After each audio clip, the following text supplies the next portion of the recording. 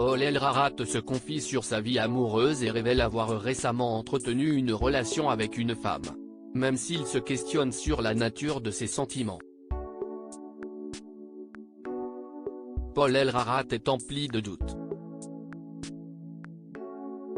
Le jeune homme, bien connu des téléspectateurs de TF1 pour avoir été un « très talentueux » champion des 12 coups de midi, publie son 3e livre.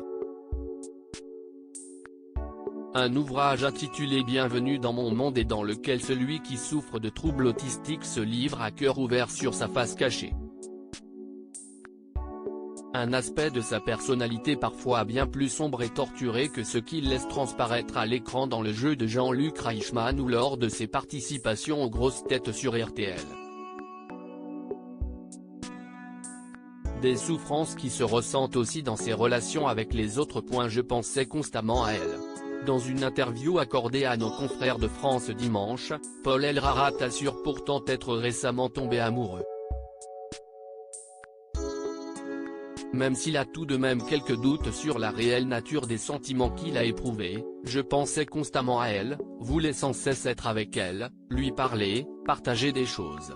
Et en même temps, lorsque ça s'est terminé, ça m'est passé très vite. Donc, je me demande si c'était vraiment de l'amour, explique-t-il révélant au passage que cette histoire est maintenant derrière lui.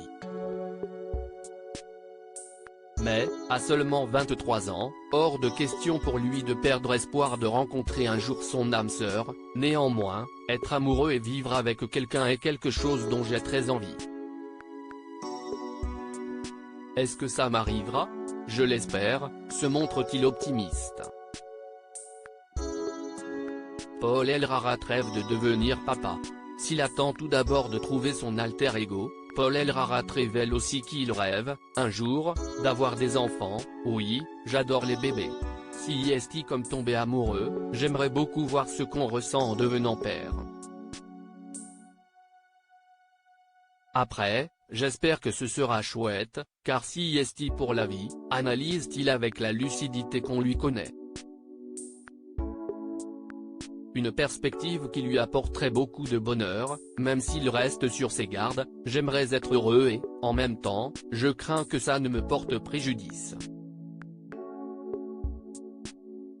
J'ai peur d'abuser de ce sentiment jusqu'à l'excès.